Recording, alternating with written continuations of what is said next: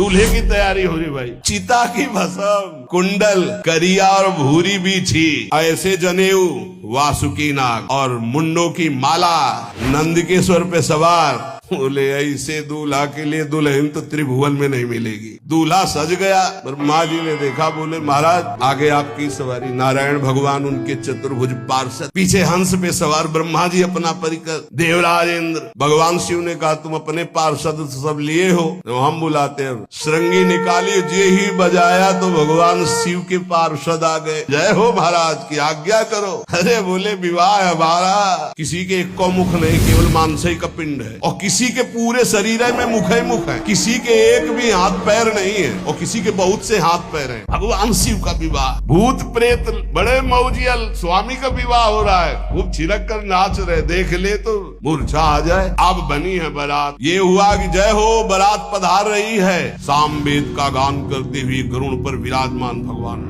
सब हिमालय वासी ओहो धन्य है, यही दूल्हा है, बाराती है। दूल्हा तो भी बहुत है सुंदर होंगे, सब देख के लुभायमान हो गए। नारायण परिकर सब, पीछे देखा हंस पर सवार भगवान ब्रह्मा जी, दूल्हा पीछे। गांव के नगर के लोग है ना, ये दूल्हा नहीं, सयाने लोग कहते हैं दूल्हा, दूल्हा तो ये तो ब्रह्मा जी है। देवराज इंद्र, ये दूल्हा नहीं नहीं नहीं, ये दूल्हा नहीं, ये दूल्हे की बाराती है। जब सब निकल गए तो बहुत हृदय में आनंद था कि अब दूल्हा के दर्शन होंगे। जो ही दूल्हा की पार्टी आई, जितने अगवाली कर ले आए थे, धोती संभाल के जान बचा के भागे।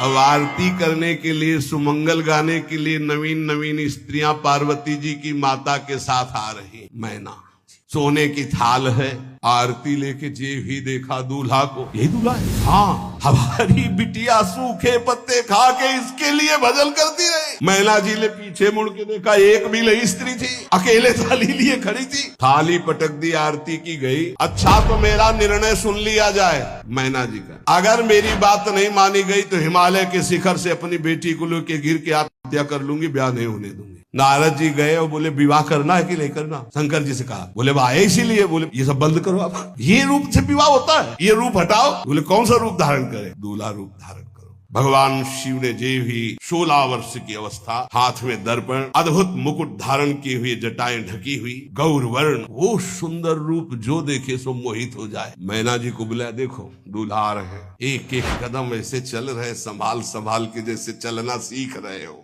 वो सुंदर रूप भगवान शिव का जो देखे सो मोहित। मैना ने कहा, अहो भाग्य, ऐसे दूल्हा। बोले वही है